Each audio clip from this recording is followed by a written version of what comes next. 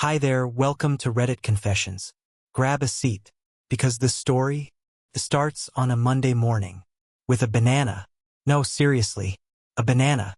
I was making coffee, and she walked in, grabbed a banana off the counter, and walked out without a word. Not a nod, not a good morning, not even a glance. Just peeled, turned, gone. And I remember standing there, holding my chipped world's okayest husband mug, watching the empty doorway like I just witnessed a ghost. That's when I realized my wife didn't see me anymore. I wasn't a person. I was a background object in her morning routine. A fridge magnet. A lamp. Something that's always there and always off. And yeah, maybe I should have said something.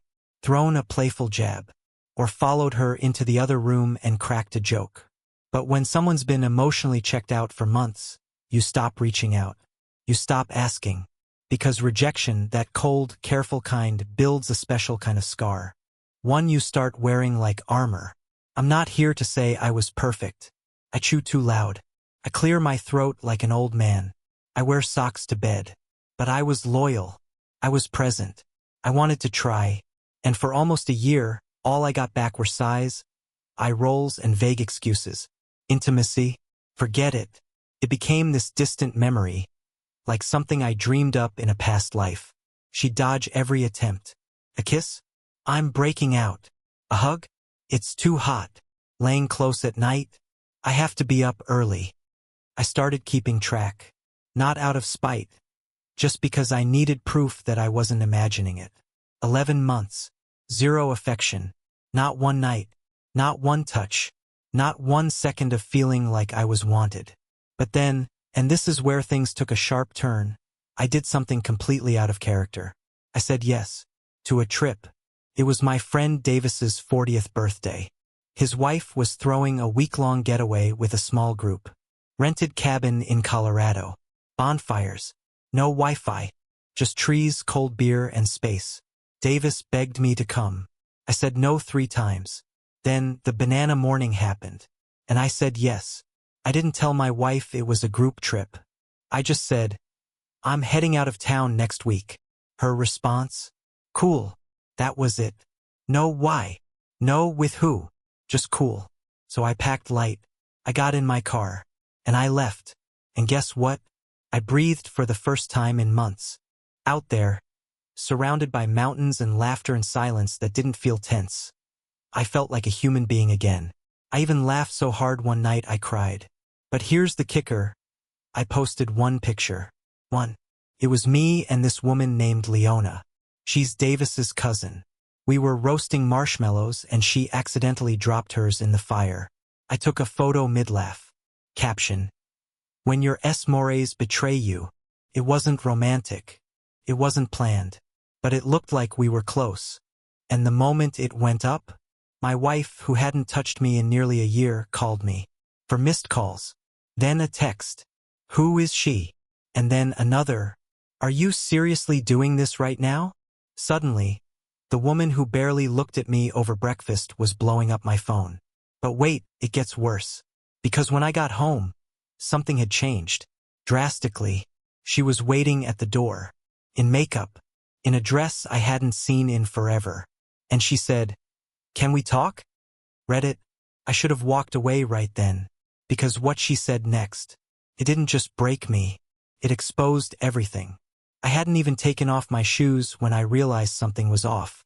The house was clean. Too clean. Our home was never spotless. We were more of a lived-in clutter type of couple. Mugs in the sink. Blankets everywhere. A sock rebellion under the couch. But that day, no dishes. No loose hair ties. No mess. Just silence. The kind that screams before anyone even opens their mouth.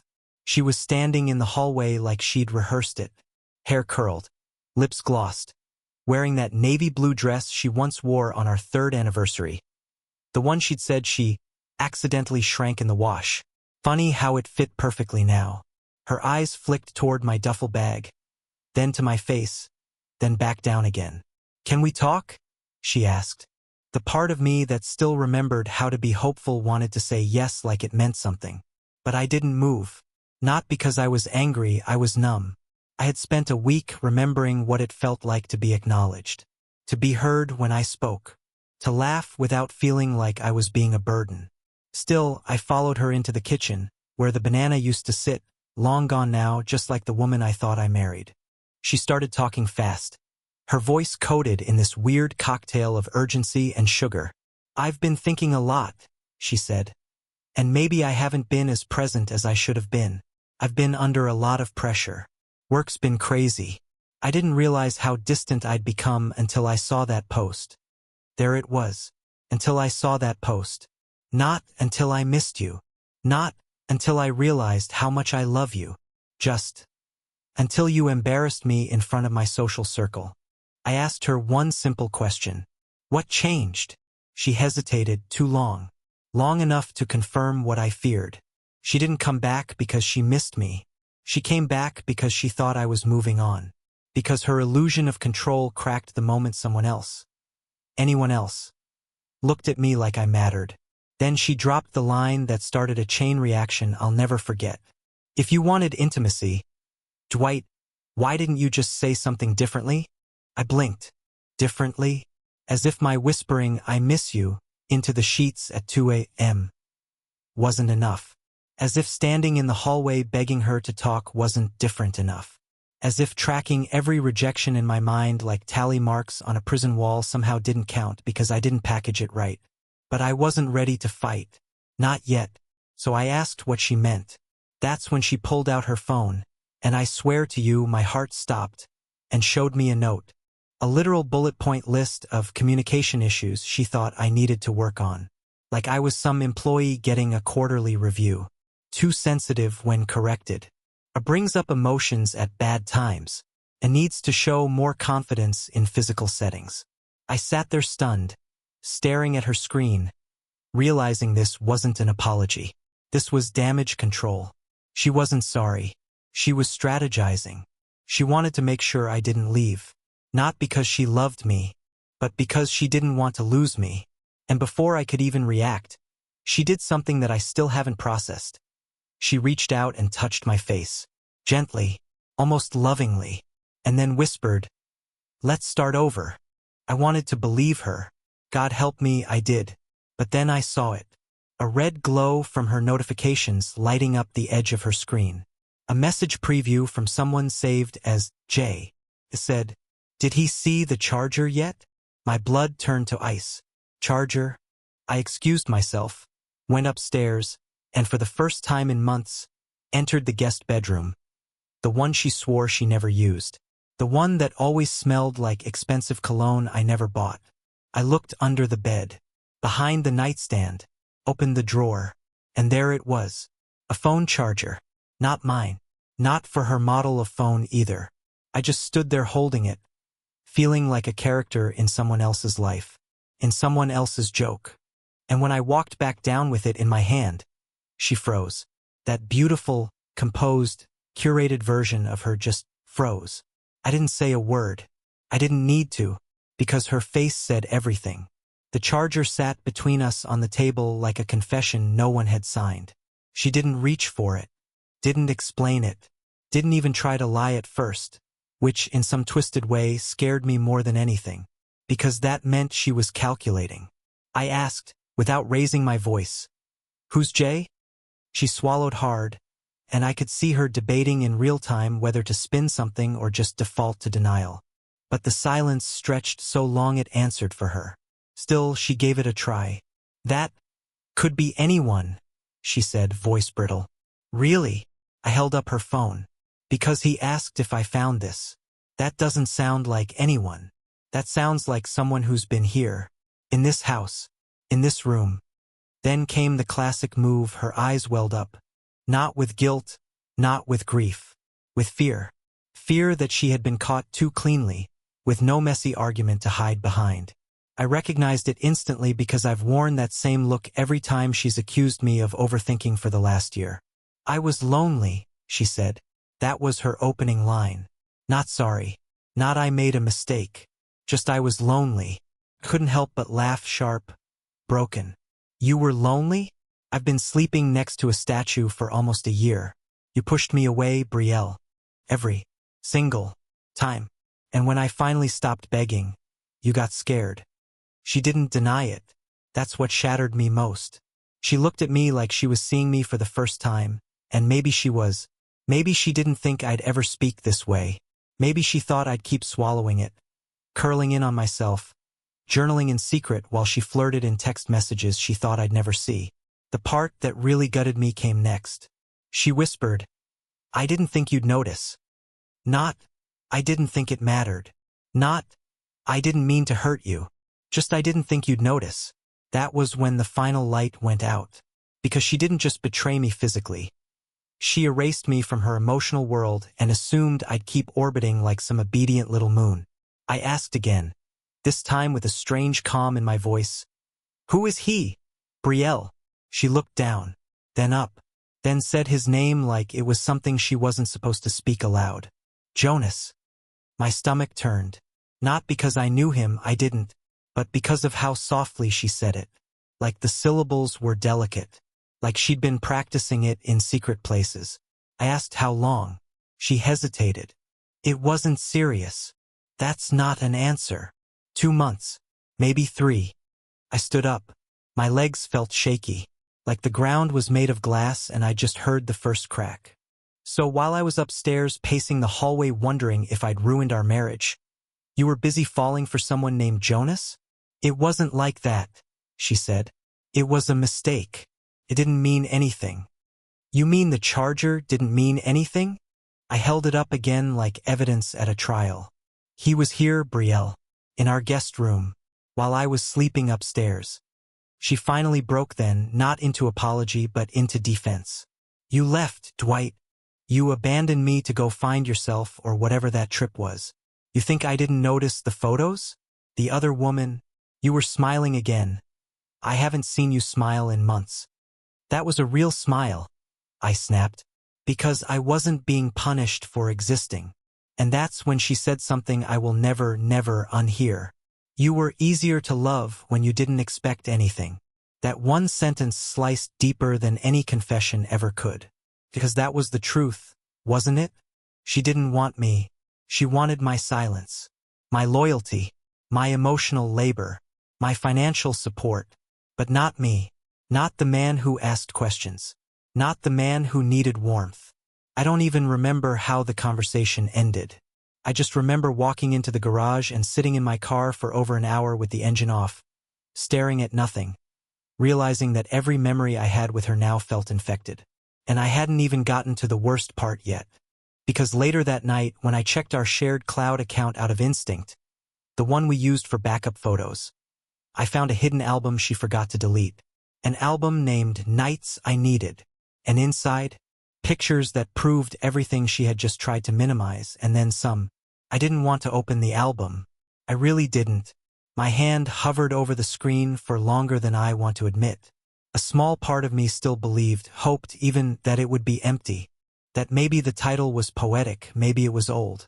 Maybe this wasn't what I feared. But I tapped it anyway.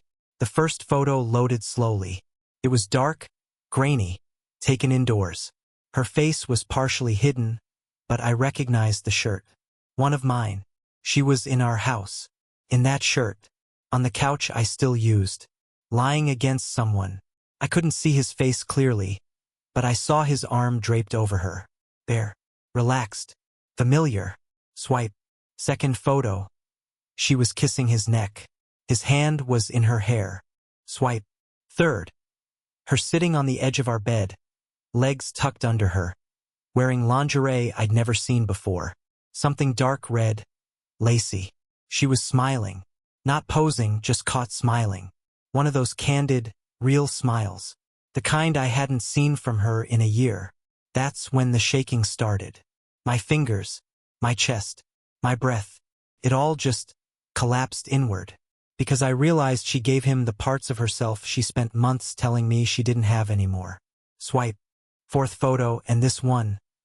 This one took something from me I'm still trying to reclaim. It was the two of them at a restaurant. Not a secret one. Not some tucked-away motel cafe. It was the Italian place just 2 blocks from our house. Our place. The one she always said was too nostalgic to go to anymore. She wore that green sweater I got her 2 Christmases ago, and she was holding his hand across the table, laughing, her eyes crinkled. Pure joy. I put the phone down. I actually set it down like it was burning my hand. I sat back in the chair and stared at the wall, listening to the tick of the clock on the oven. It was the only sound in the entire house, like the world had paused to let me process. But my thoughts wouldn't land. They just swirled. All I could think was, she was happy. And not just once. Not just in the heat of a bad decision. This was repeated. This was intentional. I didn't go upstairs that night. Couldn't. I went back to my car. Same spot. Same silence. I opened a new note on my phone and just started writing. Not to her. Not for anyone else. Just a list of moments I couldn't unsee. The couch. My shirt. Her smile. The green sweater. Our restaurant. Every one of those items felt like a nail in the coffin of the person I thought she was. It wasn't just betrayal. It was replacement.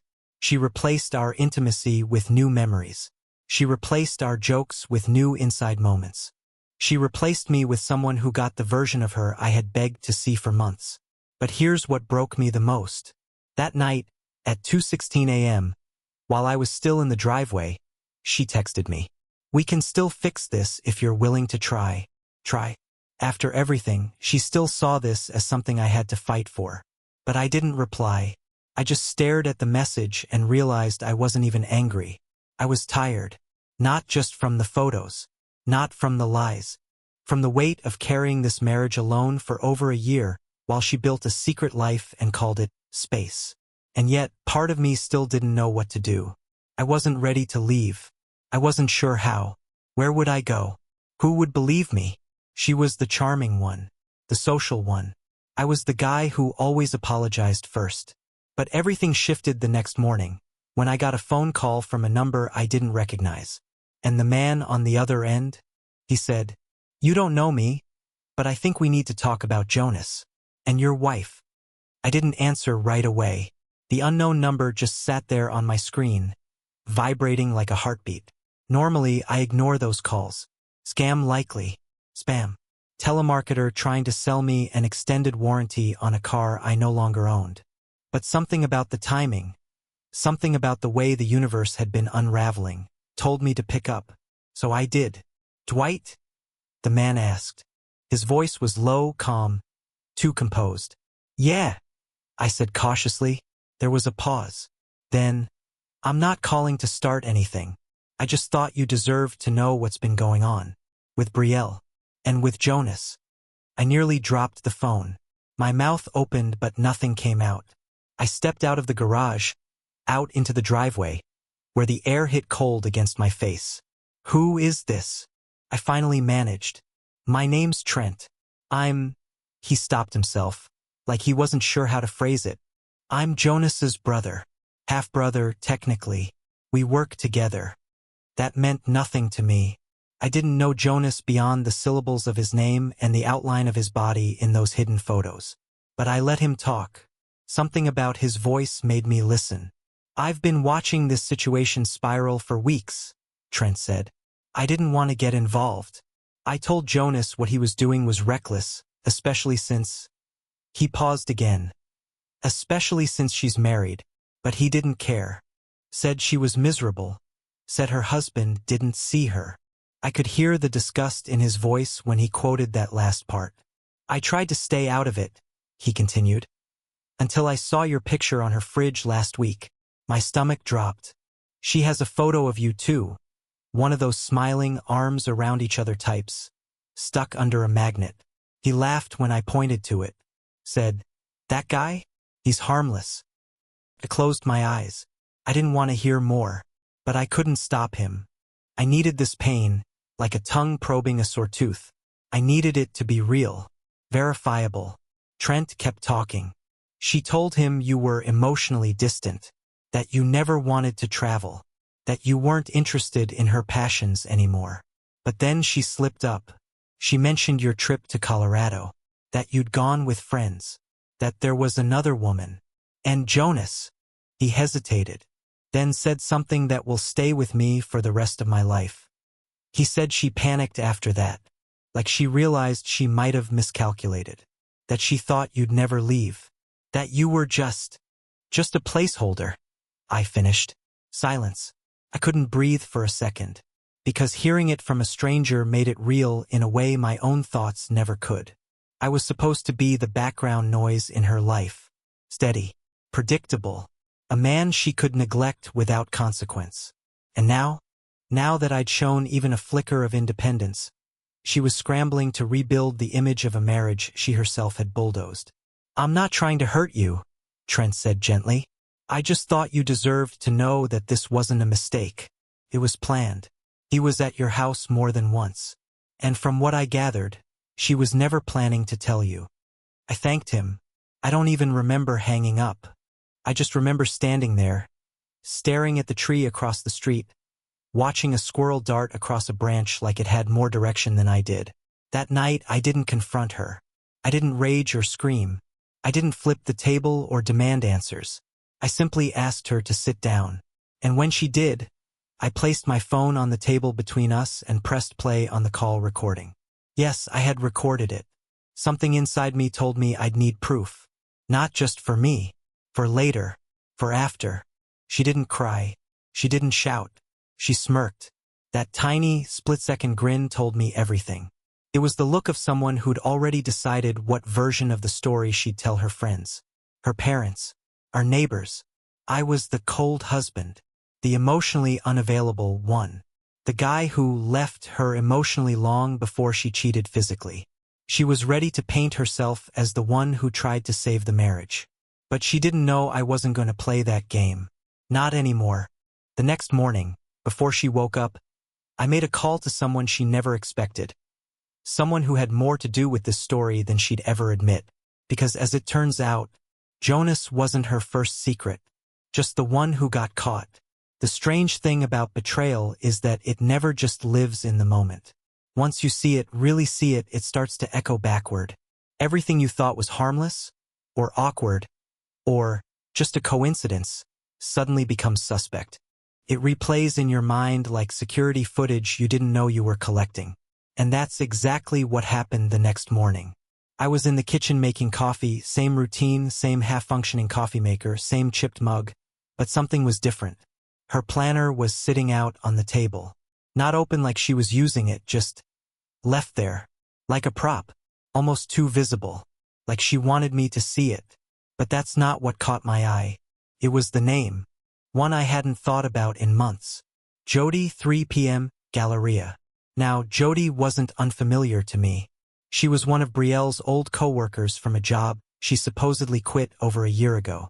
They used to be close, went on lunch breaks together, shared memes, tagged each other in skincare sales. But they drifted. At least that's what Brielle had told me.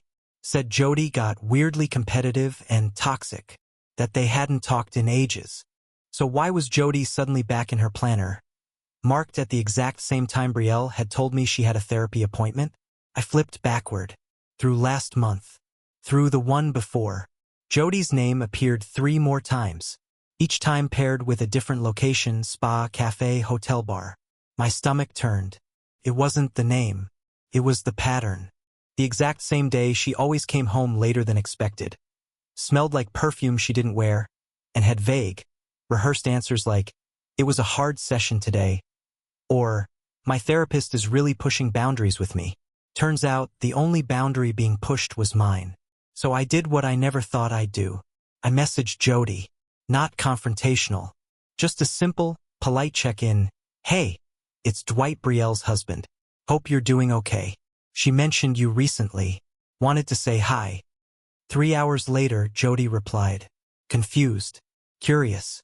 But most importantly, completely unaware that her name had been used as an alibi for what now appeared to be an entire second affair. She responded, "Hey, that's so random. I haven't spoken to Brielle in forever.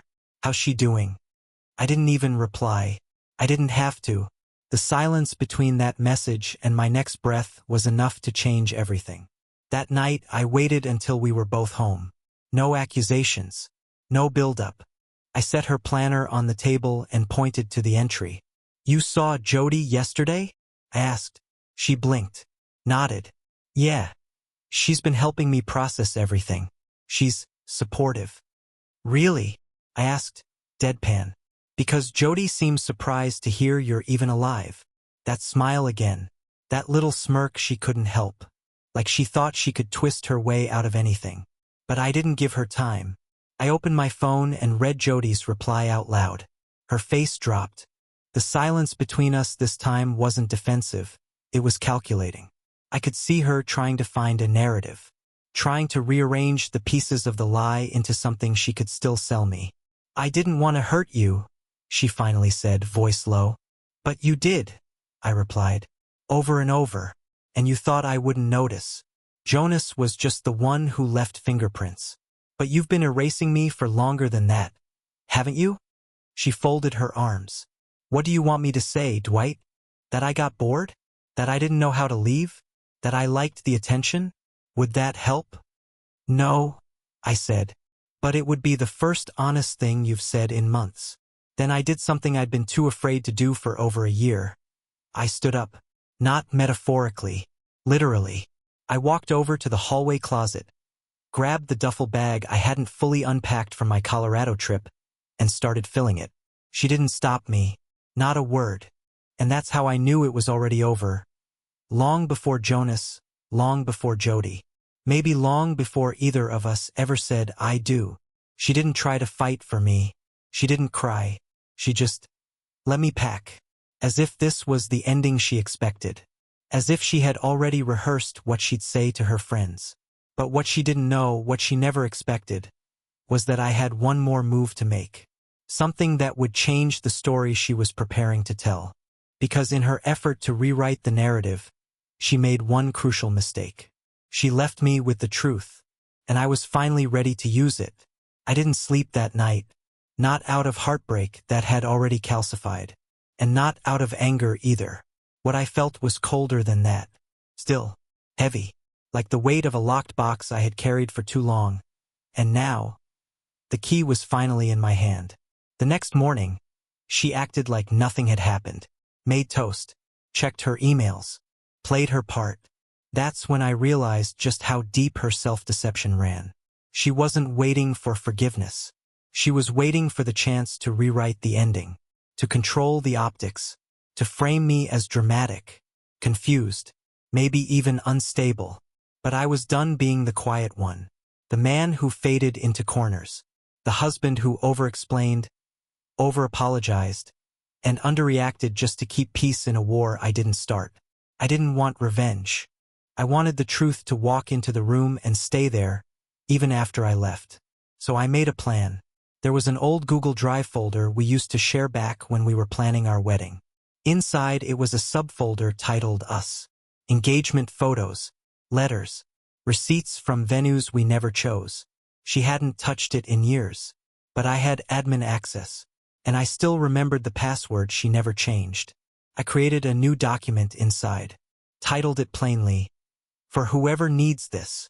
Then I wrote, everything, not as an attack, not as a scream, just the story with dates, screenshots, photos, and messages. I attached the call recording with Jonas's brother, the texts from Jody, the pictures she forgot to delete. I didn't speculate. I didn't embellish. I just documented. Then I shared it with one person, her mother. That was the move she never saw coming. Because Brielle cared more about appearances than consequences. Her mother, image-conscious, church-attending, brunch-hosting Susan, was her moral compass, her emotional PR manager. And for years I had been too polite to get involved. But not anymore. I sent a short message along with it. I've left the house. I thought you should see the full picture before she rewrites it. Then I closed my laptop, grabbed my bag, and walked out. No confrontation, no final shout, just the quiet of footsteps that didn't hesitate. The thing about walking away with proof is that you don't have to burn bridges. You let the person holding the matches explain the smoke. A few hours later, the storm hit. My phone lit up with a dozen missed calls from Brielle. I didn't answer. Then her text started. Why would you do this? You just humiliated me. You're acting unhinged. We could have handled this like adults. I trusted you not to make it public. Public? I hadn't posted anything online. I hadn't told our friends. I didn't have to, because the one person she didn't want to disappoint had already replied to me. Her mother's message was only 4 words. I'm so sorry. And that was enough. It wasn't about vengeance. It was about finally having someone acknowledge that I wasn't crazy, that I hadn't imagined the gaslighting, that I had been trying and loving and losing alone. I checked into a short-term rental outside the city, a quiet place with creaky floors and no Wi-Fi. I didn't want to scroll. I didn't want to explain. I just wanted to sit still in a place where every object wasn't haunted by memories I couldn't trust. I spent that evening writing by hand. Not a story, not a message, just a letter to myself. I wrote, "You didn't fail. You stayed. You tried. You listened. You forgave. You shrank to fit a marriage that was already cracked. And now you are allowed to expand again." I folded it, slipped it into my wallet, and promised myself I'd never again confuse loyalty with self-erasure. But just as I began to let go, as the sky outside dimmed and I thought the final chapter had been written, something happened I couldn't have predicted. My phone buzzed with a new message from Jonas, and what he sent me, it was a photo of Brielle with someone else. Again. At first, I didn't want to open Jonas's message. I thought I had already turned the last page. But curiosity, or maybe closure, got the better of me. I tapped it. One photo. Brielle standing in the same cafe where we had our second date. The one with the chalkboard menus and mismatched chairs. She was with a man I didn't recognize. Younger. Smiling. Sitting close. Her hand was on his leg. No caption. No explanation. Just that. And for a brief second, I felt the old surge again, the punch to the ribs, the breath caught in my throat. But then, nothing. Just peace. Because for once, it didn't hurt. It didn't hollow me out. It just confirmed what I had already begun to understand. This was never about me not being enough. This was about her needing more chaos than I was willing to carry. I didn't respond. I deleted the photo, blocked the number, and exhaled in a way I hadn't in over a year. I started walking more, listening to old albums I forgot I loved, reaching out to friends I had silently drifted from. I even found an old sketchbook buried in a box, pages half-filled from a version of me that existed before marriage, before being slowly erased. I filled in the rest. I drew late at night. I made terrible coffee. I let my beard grow out. I cried sometimes for no reason, but they were honest tears, freeing, not desperate. Weeks passed, then months. The day my divorce papers arrived, I didn't feel broken. I felt light. I signed them with a steady hand, folded them neatly, and sent them back without hesitation. There was no letter inside, no dramatic quote, just my signature, the mark of a man who finally stopped begging to be loved the way he deserved. And one morning, in a little bookshop near the coast, I met someone new. I won't oversell it. It wasn't fireworks. It wasn't cinematic, but it was kind. She laughed when I recommended her a book she already owned, and we ended up talking about stories and healing and coffee preferences. Her name was Marnie, and for the first time in forever, I didn't feel like I had to shrink myself to fit someone else's script. I could just be. So if you're still in that place where you feel invisible, unheard, dismissed, let this be your sign. You are not too much. You are not hard to love. You are not the problem just because someone else couldn't see your worth. Sometimes walking away isn't quitting. The starting over with dignity. Now it's your turn. Drop a moment in the comments when you saw the truth clearly for the first time. What helped you break free? And if this story meant something to you, don't forget to like, share, and subscribe to Reddit Confessions, where real stories remind us we're never as alone as we think. Thank you for being here.